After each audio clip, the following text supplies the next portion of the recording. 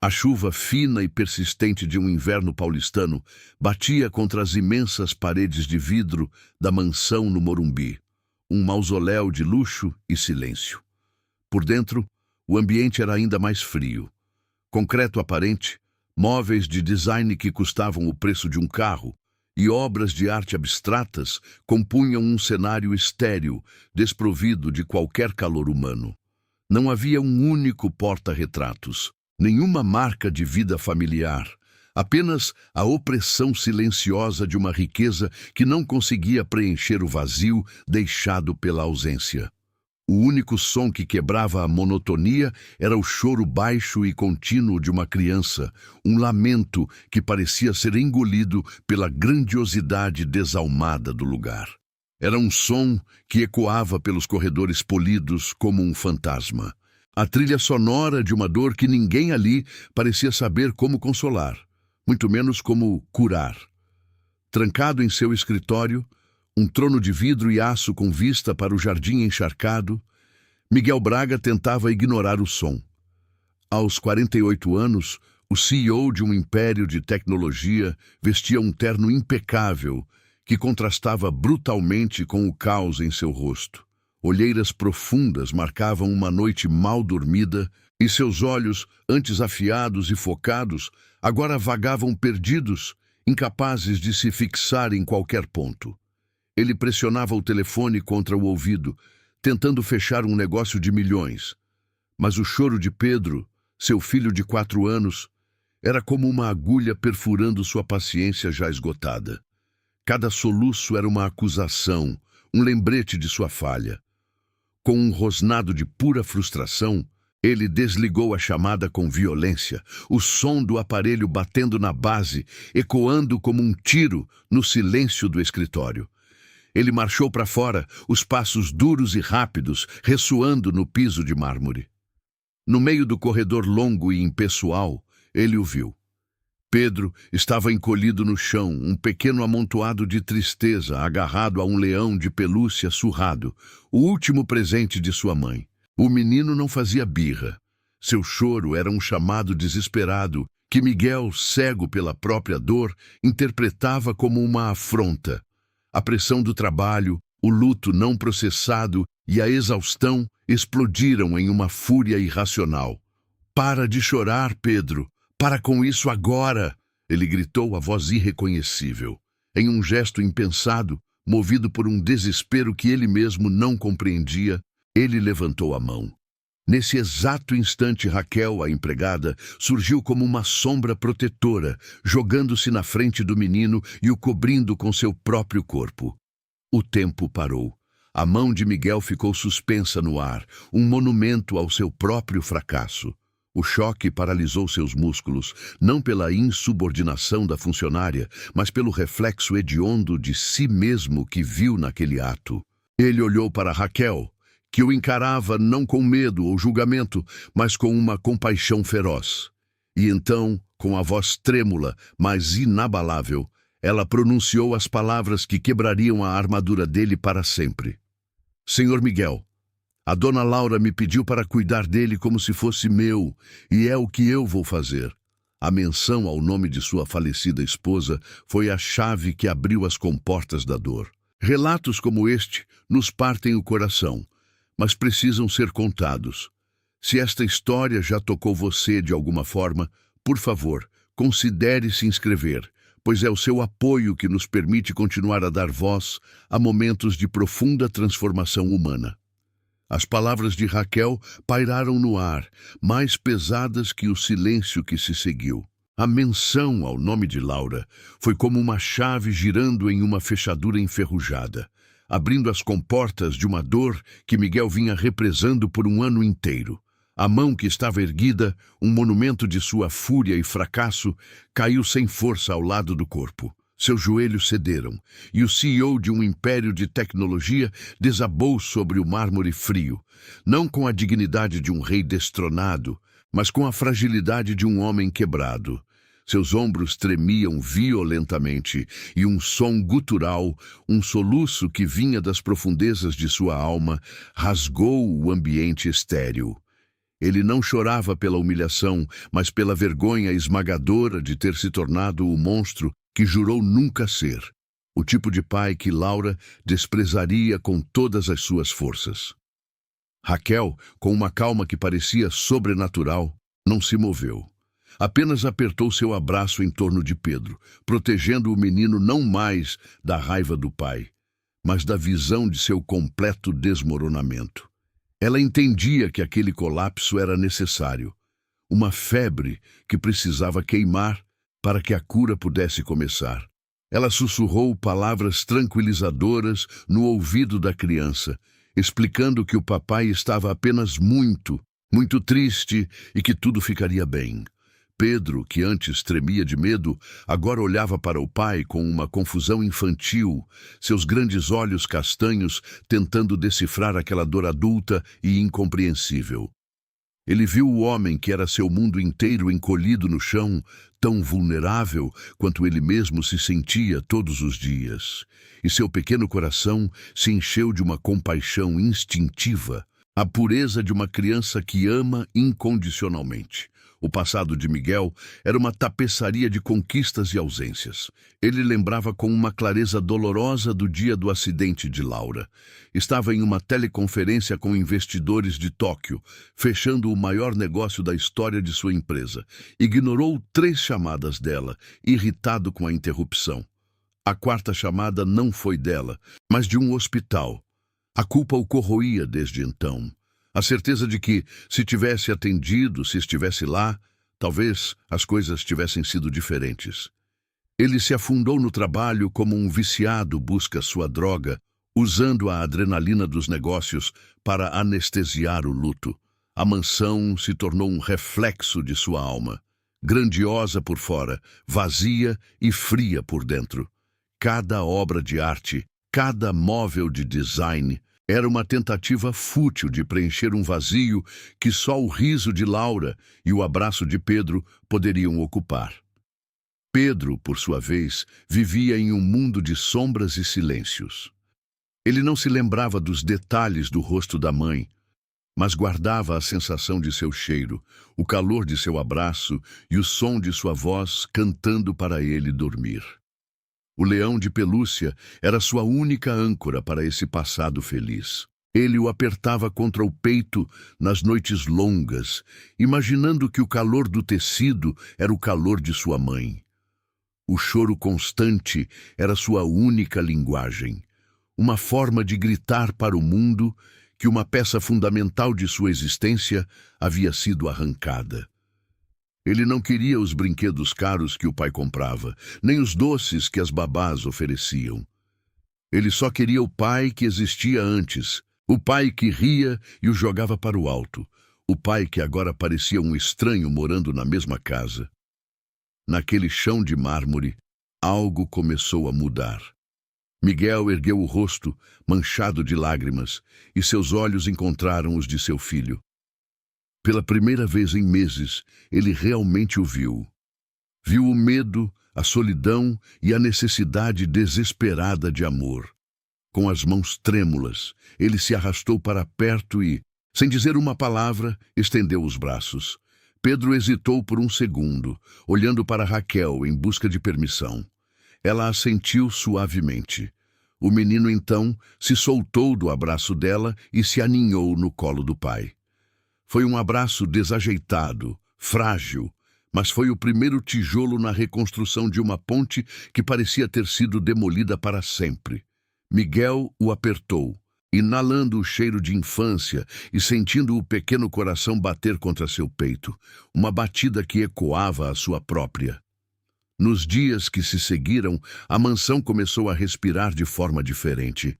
Miguel cancelou reuniões, delegou responsabilidades e passou a trabalhar de casa.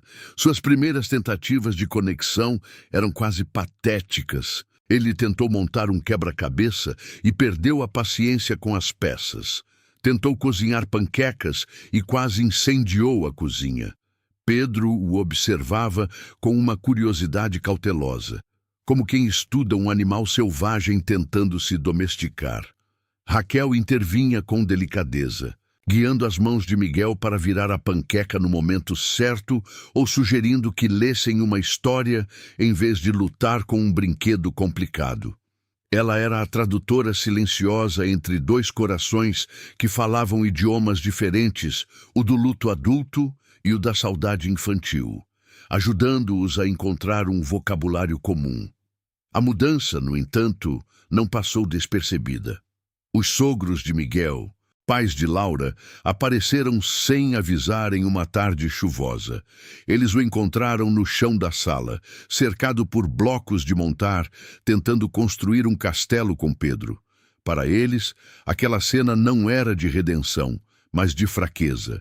Viam um homem que negligenciou sua filha até a morte, agora brincando de pai. E o ressentimento deles era um veneno palpável no ar. Você acha que isso conserta alguma coisa? Miguel? A sogra perguntou, a voz cortante como vidro. Laura se foi, e você está aqui, brincando no chão. Pedro precisa de estabilidade, de alguém que realmente saiba cuidar dele. Não de um homem quebrado tentando se perdoar às custas de uma criança. As palavras atingiram Miguel como pedras. A dúvida, sua companheira constante, gritou em sua mente. Seria ele realmente capaz? Estava fazendo aquilo por Pedro ou por si mesmo, em uma busca egoísta por absolvição? O medo de falhar novamente, de causar ainda mais dor ao seu filho, era paralisante.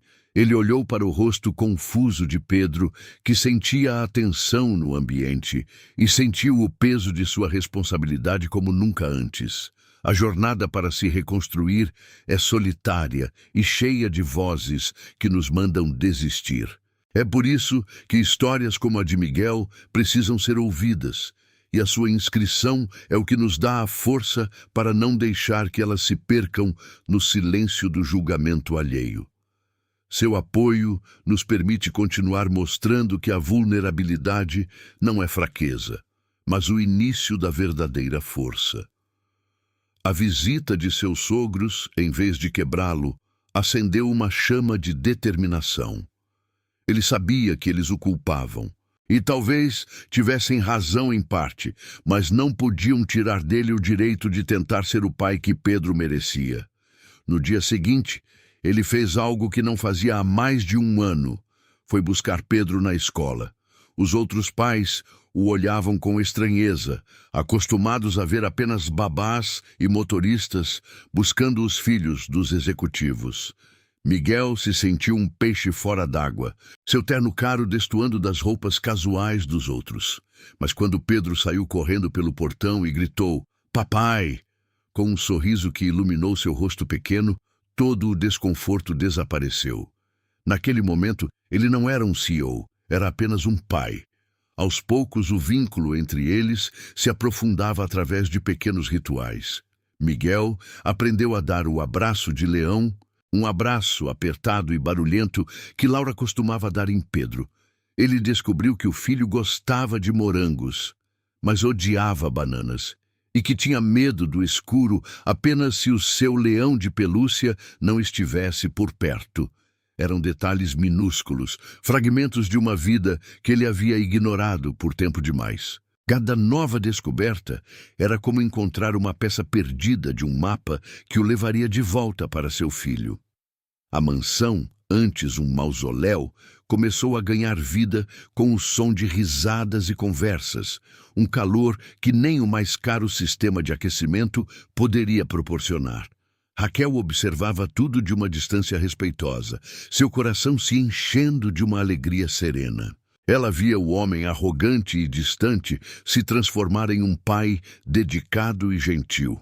Ela se lembrava da promessa que fizera a Laura em seu leito de hospital de que cuidaria de Miguel e Pedro. Na época, achou que sua tarefa seria apenas garantir que a casa funcionasse e que o menino estivesse alimentado. Agora, entendia que sua missão era muito mais profunda. Ela era a guardiã de uma memória, a ponte entre o passado de amor e o futuro de esperança. Sua presença era uma força silenciosa, um lembrete constante do amor de Laura que ainda permeava cada canto daquela casa e daquela família em reconstrução. A calmaria, no entanto, era apenas a quietude antes da tempestade. Em uma noite, Miguel recebeu uma ligação de seu advogado. Seus sogros haviam formalizado a ameaça. Eles entraram com uma petição na justiça pedindo a guarda integral de Pedro, alegando que Miguel era um pai instável, negligente e emocionalmente incapaz de criar o neto. O documento era um ataque brutal, listando suas longas horas de trabalho, sua ausência e até mesmo o episódio em que quase agrediu o filho, provavelmente relatado por uma das babás demitidas. A guerra estava declarada e o campo de batalha seria um tribunal. O amor que ele estava tão desesperadamente tentando reconstruir seria julgado, pesado e medido pela fria balança da lei. A sala do tribunal era um espelho da mansão que Miguel um dia chamou de lar. Fria, impessoal e silenciosa. O ar era pesado com a formalidade da justiça e a madeira escura dos móveis parecia absorver qualquer resquício de calor humano. Sentado ao lado de seu advogado, Miguel não era o titã da tecnologia, acostumado a dominar salas de reunião, mas apenas um pai lutando pela única coisa que realmente importava.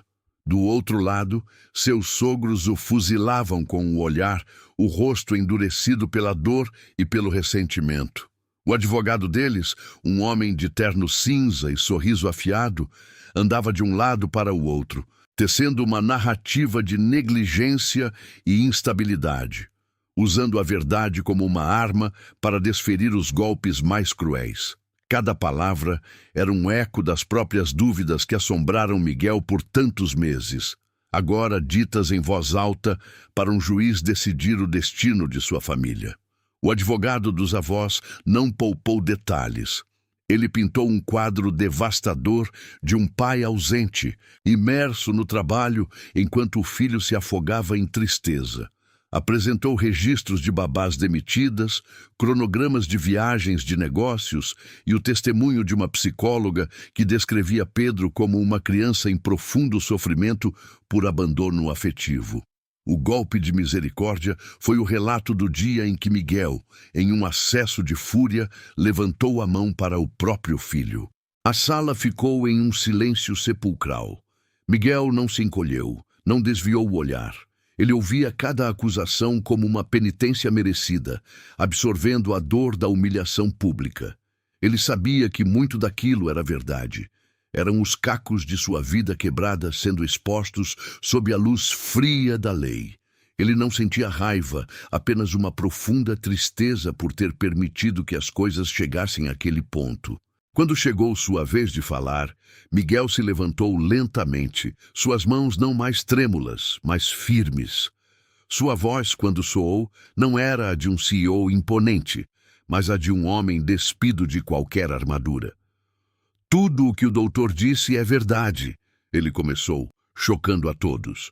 Eu falhei com meu filho, falhei com a memória da minha esposa e falhei comigo mesmo. Eu me escondi no trabalho porque não sabia como encarar a dor. Eu era um covarde e naquele dia terrível, eu quase me tornei o monstro que eu mais temia. Ele fez uma pausa, os olhos fixos no juiz. Mas aquele foi o dia em que eu acordei. O dia em que eu percebi que meu filho não precisava de um império, ele precisava de um pai. É preciso uma coragem imensa para admitir os próprios abismos na frente de todos. É por essa coragem que contamos essas histórias, e é com a sua inscrição que garantimos que mais vozes como a de Miguel sejam ouvidas, transformando a vergonha em um testemunho de esperança. O juiz, um homem de cabelos grisalhos e expressão cansada, olhou para Miguel com uma atenção que ia além do profissional. Ele havia visto muitos dramas familiares, mas a honestidade brutal daquele homem era incomum. Ainda assim, a lei era clara e se preocupava com fatos, não com epifanias. Após um longo silêncio, ele se virou para a figura menor e mais importante naquela sala. Pedro, ele disse com uma voz surpreendentemente gentil, eu sei que isso tudo é muito chato e confuso, mas eu preciso te fazer uma pergunta muito importante. Você pode me dizer, com toda a sinceridade do seu coração, com quem você gostaria de morar? O silêncio voltou, ainda mais denso. Pedro, que estava sentado quieto com Raquel, olhou para os avós, depois para o pai, seus grandes olhos castanhos, carregando o peso de uma decisão que nenhuma criança deveria tomar. Com o seu leão de pelúcia surrado, firmemente seguro sob o braço, Pedro desceu da cadeira e caminhou com passos hesitantes, não em direção ao juiz, mas em direção ao pai. Ele parou na frente de Miguel, que permaneceu de pé, o coração batendo descontrolado no peito. O menino estendeu a mão livre e segurou um dos dedos do pai. Então, virando-se para o juiz, sua voz soou pequena, mas clara como cristal no silêncio da sala. Eu quero ficar com o papai. Ele fez uma pequena pausa, como se para reunir coragem para a parte mais importante. Ele aprendeu a me dar abraço de leão, igual a mamãe. Aquelas palavras carregadas com a memória de Laura e a prova de uma conexão reconstruída foram mais poderosas que qualquer argumento jurídico. A vitória de Miguel não foi celebrada com um grito, mas com o som silencioso de suas lágrimas caindo enquanto ele se ajoelhava para envolver seu filho no mais forte e verdadeiro abraço de leão que já havia dado. O caminho de volta do tribunal foi percorrido em um silêncio que não era de tensão, mas de paz.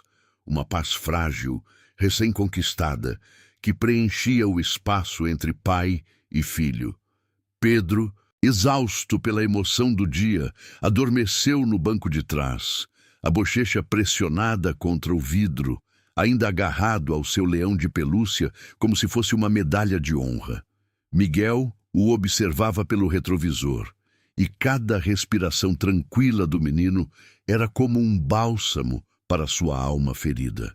Ele não sentia o triunfo de um vencedor, mas a humildade profunda de quem recebeu uma segunda chance que não merecia. Ao parar o carro em frente à mansão imponente, ele não viu mais um símbolo de status, mas uma tela em branco. Naquele momento, ele decidiu que a primeira ordem de sua nova vida seria exorcizar os fantasmas daquele lugar, transformando o mausoléu de concreto em um verdadeiro lar. As semanas seguintes foram de uma atividade febril e curativa. As obras de arte abstratas e frias foram substituídas por fotografias gigantes de Laura, sorrindo, cheia de vida. As paredes de concreto aparente, antes opressivas, agora exibiam os desenhos coloridos e tortos de Pedro, emoldurados como obras-primas. No jardim, meticulosamente planejado, onde antes reinava um silêncio estéril, um parquinho de madeira foi erguido, e o som da grama sendo cortada foi trocado pelo barulho alegre de um balanço em movimento. Miguel vendeu uma parte significativa de suas ações na empresa, abdicando do controle absoluto para ganhar algo infinitamente mais valioso: tempo. Ele trocou o topo do mundo corporativo pela chance de estar no chão da sala, montando castelos de blocos que sempre desabavam, para a alegria contagiante de seu filho. A dor de Miguel, uma vez uma força destrutiva, foi canalizada em um propósito construtivo e transformador. Com uma parte dos recursos da venda de suas ações, ele criou a Fundação Laura Braga. A instituição não visava o lucro, mas oferecer apoio jurídico, psicológico e prático para pais e mães que, como ele, se viram perdidos na viuvez enquanto tentavam criar seus filhos. Era uma forma de honrar a memória de sua esposa, transformando a tragédia pessoal em um farol de esperança para centenas de outras famílias. Raquel, promovida a governanta da casa, tornou-se também uma conselheira informal da fundação. Sua sabedoria prática e sua empatia, servindo como um pilar para a nova estrutura familiar e para o projeto. Ela não era mais uma funcionária, mas a guardiã silenciosa daquele recomeço. Anos mais tarde, o som que preenchia a casa não era mais o choro de uma criança solitária, mas a risada compartilhada entre pai e filho durante uma guerra de travesseiros no meio da sala. Miguel, agora com alguns fios de cabelo grisalho e um sorriso fácil que raramente deixava seu rosto, havia encontrado uma riqueza que nenhum de seus negócios jamais poderia lhe proporcionar. Ele olhava para Pedro, agora um menino de 9 anos, confiante e feliz, e via o legado de Laura vivo e pulsante. Relatos como este nos mostram que as segundas chances são reais, tecidas com coragem e amor. O seu apoio, através da sua inscrição, é o que nos dá a força para continuar compartilhando essas verdades, garantindo que nenhuma história de redenção se perca no silêncio.